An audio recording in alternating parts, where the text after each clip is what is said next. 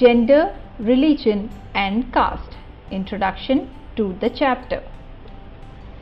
As we all know that gender is the state of being male or female, whereas religion is a particular system of faith and worship. Caste is the system of dividing the society. Gender division is a form of hierarchical social division which is seen everywhere but is rarely recognized in the study of politics. It is based on social expectations and stereotypes. Now let's see the sexual division of labor. A system in which all the work inside the home is either done by the women of the family or organized by them through the domestic helpers. The result of this division of labor is that all the women constitute half of the humanity. Their role in public life, especially politics, is minimal in most societies. Earlier, only men were allowed to participate in public affairs, vote and contest for public offices. Gradually, the gender issue was raised in politics. Women in different parts of the world organized and agitated for equal rights. There were agitations in different countries for the extension of voting rights to women. These agitations demanded enhancing the political and legal status of women and improving the educational and career opportunities. More radical women's movement aimed at equality in personal and family life as well. These movements are called as feminist movements.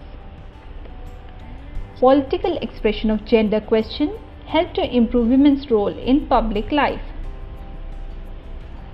We now find women working as scientists, doctors, engineers, lawyers, managers and college and university teachers, which were earlier not considered suitable for women. Ours is still a male-dominated patriarchal society. Women face disadvantage, discrimination and oppression in various ways. Few examples of discrimination and oppression faced by women in the society. The literacy rate among women is only 54% compared to 76% among men. Similarly, a smaller portion of girl students go for higher studies. When we look at school results, girls perform as well as boys, if not better in some places. But they drop out because parents prefer to spend their resources for their boys' education rather than spending equally on their sons and daughters, which is very disheartening in our society. No wonder the proportion of women among the highly paid and valued jobs is still very small. On an average, an Indian woman works 1 hour more than an average man every day. Yet, much of her work is not paid and therefore often not valued. The Equal Remuneration Act of 1976 provides that equal wages should be paid to equal work. However, in almost all areas of work, from sports to cinema to factories and fields, women are paid less than men, even when both do exactly the same work.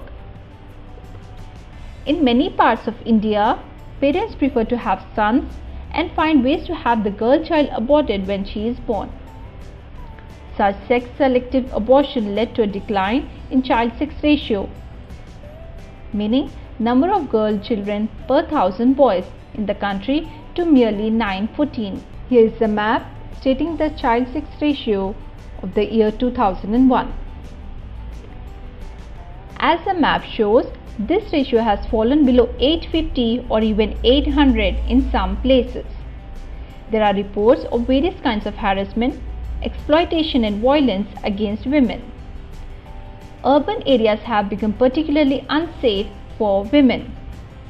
They are not safe even within their own house from beating, harassment and other forms of domestic violence.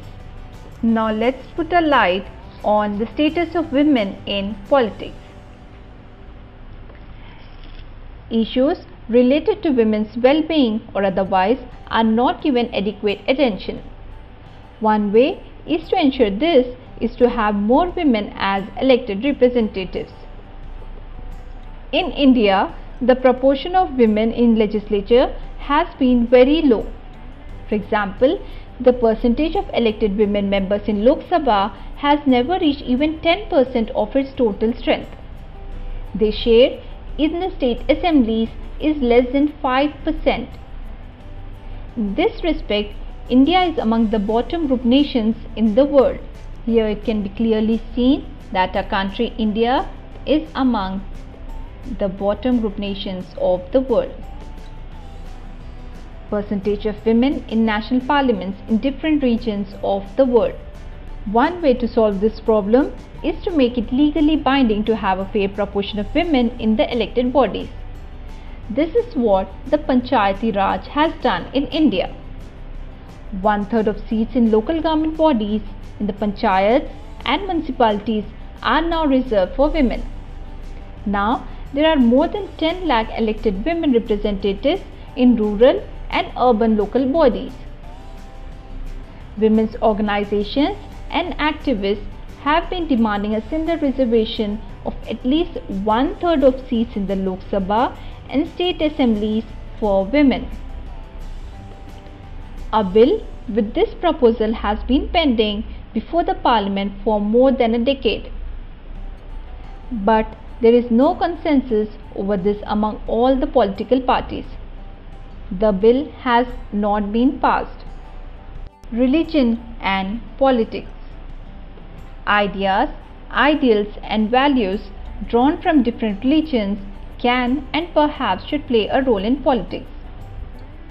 People should be able to express in politics their needs, interests and demands as a member of a religious community.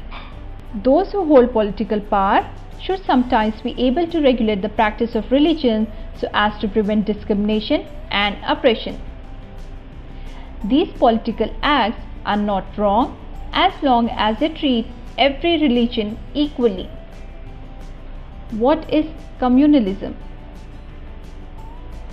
The problem begins when religion is seen as the basis of the nation. The problem becomes more acute when religion is expressed in politics in exclusive and partisan terms, when one religion and its followers are pitted against another. This happens when beliefs of one religion are presented as superior to those of other religions, when the demands of one religious group are formed in opposition to another, and when state power is used to establish domination of one religious group over the rest. This manner of using religion in politics is known as communal politics. Communalism can take various forms in politics. The most common expression of communalism is in everyday beliefs. These routinely involve religious prejudices, stereotypes of religious communities, and belief in the superiority of one's religion over other religions. This is so common that we often fail to notice it even when we believe in it. A communal mind often leads to a quest for political dominance of one's own religious community. For those belonging to majority community, this takes the form of majoritarian dominance. For those belonging to the minority community, it can take the form of a desire to form a separate political unit.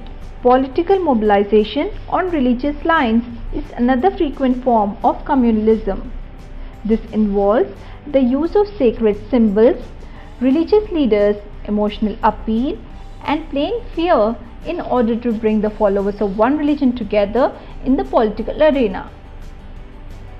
In electoral politics, this often involves special appeal to the interests or emotions of voters of one religion in preference to others. Sometimes, communalism takes its most ugly form of communal violence, riots and massacre, which can be very dangerous. India and Pakistan are examples of countries who suffered some of the worst communal riots at the time of partition. The post-independence period has also seen large-scale communal violence. According to the 2001 census of India, this is the share of religion in population. Muslims, Christians, Sikhs and other religions. What is a secular state? The model of secular state helps the constitution to overcome the challenges of communalism to a great extent. This includes there is no official religion of the Indian state. Unlike the status of Buddhism in Sri Lanka, that of Islam in Pakistan and that of Christianity in England, our constitution does not give a special status to any religion. The Constitution of India provides to all individuals and communities freedom to profess, practice and propagate any religion and not to follow any.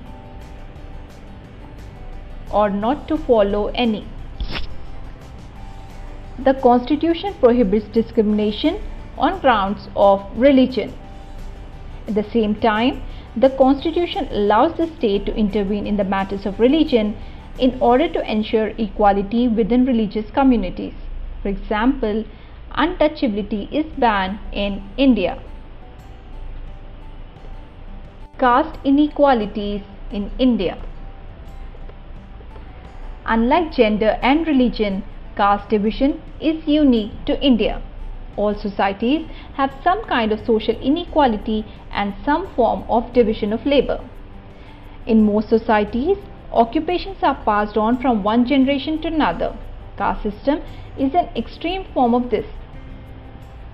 What makes it different from other societies is that in this system, hereditary occupational division was sanctioned by rituals. Members of the same caste group were supposed to form a social community that practiced the same or similar occupation, married within the caste group and did not eat with members from other caste groups. Caste system was based on exclusion of and discrimination against the outcast groups. They were subjected to the inhuman practice of untouchability. Now let's have a look at the current status of caste-related prejudice in India. Partly due to efforts of great leaders and partly due to other socio-economic changes, caste and caste system in modern India have undergone great changes. With economic development, large-scale urbanization, growth of literacy and education, occupational mobility and the weakening of the position of landlords in the villages, the old notions of caste hierarchy are breaking down. Now most of the times in urban areas, it does not matter much who is walking along next to us on a street or eating at the next table in a restaurant. The Constitution of India prohibited any caste-based discrimination and laid the foundations of policies to reverse the injustices of the caste system. Yet, caste has not disappeared from contemporary India. Some of the older aspects of caste have persisted. Even now, most people marry within their own caste or tribe. Untouchability has not ended completely despite constitutional prohibition. Effects of centuries of advantages and disadvantages continue to be felt today. The caste groups that had access to education under the old system have done very well in acquiring modern education as well. Those groups that did not have access to education or were prohibited from acquiring it have naturally lagged behind. That is why there is disproportionately large presence of upper caste among the urban middle classes in our country. Caste continues to be closely linked to economic status. Now let's see caste in politics. Let us discuss about the various forms taken by caste in politics. When parties choose candidates in elections, they keep in mind the caste composition of the electorate and nominate candidates from different castes so as to muster necessary support to win elections. When governments are formed, political parties usually take care that representatives of different castes and tribes find a place in it. Political parties and candidates in elections make appeals to caste sentiment to muster support. Some political parties are known to favor some caste and are seen as their representatives. Universal urban franchise and the principle of one person, one vote compelled political leaders to gear up to the task of mobilizing and securing political support. It also brought new consciousness among the people of caste that were hitherto treated as inferior and low. The focus on caste in politics can sometimes give an expression that elections are all about caste and nothing else. That is far from true. Just consider these. No parliamentary constituency in the country has a clear majority of one single caste. So, every candidate and party needs to win the confidence of more than one caste and community to win elections. No party wins the vote of all the voters of a caste or community. When people say that a caste is a vote bank of one party, it usually means that a large proportion of the voters from that caste vote for that party. Many political parties may put up candidates from the same caste. Some voters have more than one candidate from their caste, while many voters have no candidate from their caste.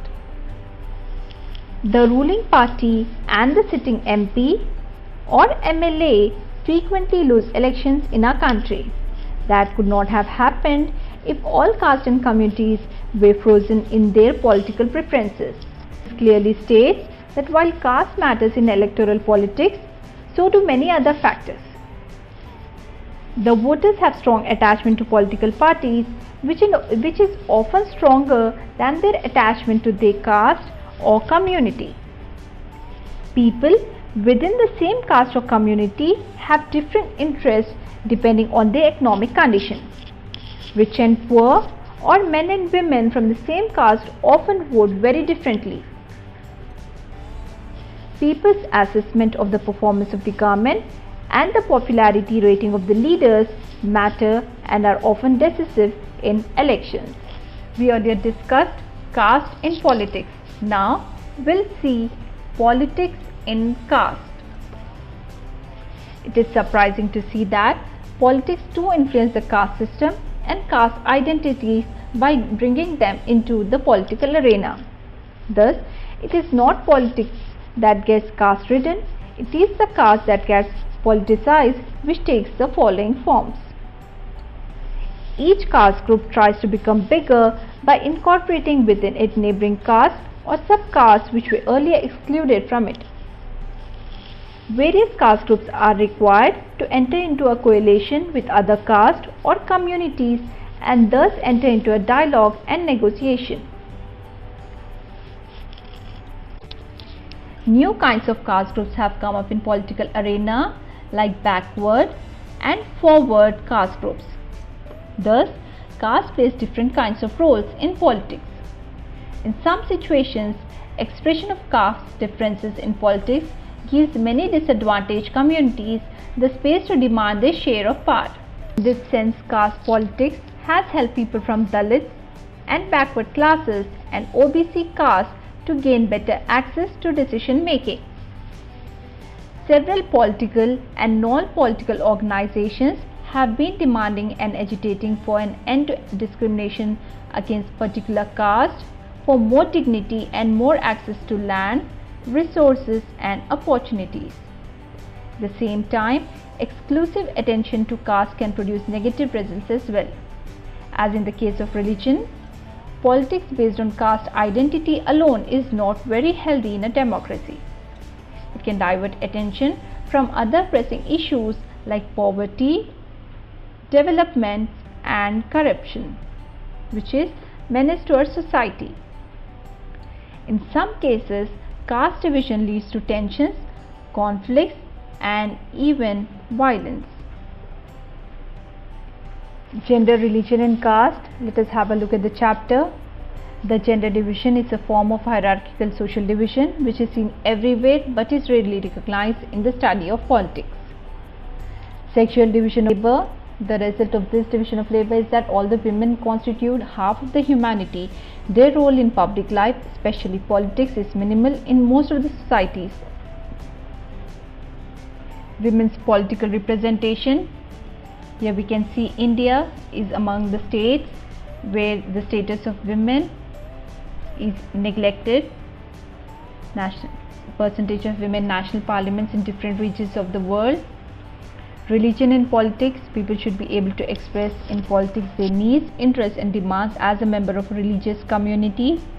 A secular state helps the constitution to overcome the challenges of communalism to a great extent. The problem actually rises due to communalism in politics. Communalism can take various forms in politics. The share of religion in population. Here we can see the share of different religions: Muslims, Christians, Sikhs and others. The percentage according to 2001 census.